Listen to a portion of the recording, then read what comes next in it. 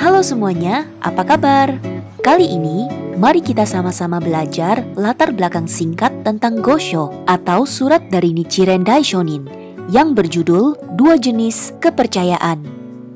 Pada tahun 1278, Daishonin yang saat itu menetap di Gunung Minobu menulis surat ini untuk seorang muridnya yang bernama Nanjo Tokimitsu. Siapakah dia dan seperti apa kisahnya? Begini ceritanya. Seorang pemuda yang bernama Nanjo Tokimitsu ini adalah salah satu murid terunggul Nichiren Daishonin di masanya. Ayah dari Nanjo Tokimitsu bekerja sebagai orang kepercayaan untuk mengurus suatu daerah yang dikuasai oleh salah satu penguasa di Jepang saat itu, yaitu keluarga besar klan Hojo. Walaupun mayoritas penduduk yang tinggal di daerah kekuasaan klan Hojo ini menganut kepercayaan pada aliran Buddhisme yang berbeda-beda, namun ayah dan ibu Nanjo Tokimitsu memeluk kepercayaan yang sangat kuat pada ajaran Sutra Bunga Teratai yang diajarkan oleh Nichiren Daishonin.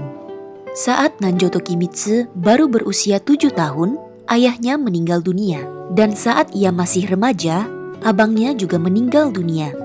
Akhirnya, Nanjo yang masih berusia belasan tahun harus menggantikan posisi pekerjaan ayahnya sekaligus harus menjadi kepala rumah tangga. Masa mudanya betul-betul sulit dan penuh tantangan.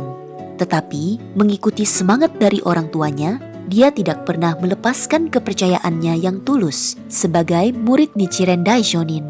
Saat Nanjo Tokimitsu berusia 20 tahun, situasi di Jepang sedang sangat kacau. Rakyatnya penuh kegelisahan dan ketakutan karena beredar berita bahwa akan terjadi perang di mana negara Jepang akan diserang oleh negara Mongolia untuk yang kedua kalinya.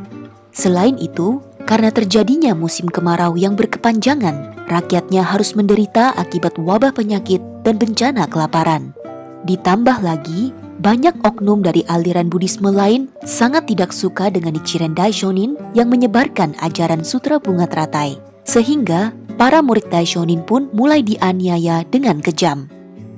Di tengah semua kesulitan dan bencana itu, Nanjo Tokimitsu harus menanggung beban tanggung jawab yang sangat besar untuk mempertahankan pekerjaan dan keluarganya.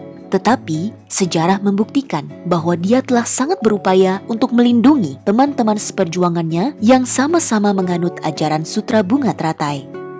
Nanjo Tokimitsu juga selalu berjuang untuk melindungi Daishonin dengan cara memberikan sumbangan makanan dan perlengkapan yang dia kirim jauh-jauh ke tempat Daishonin berada.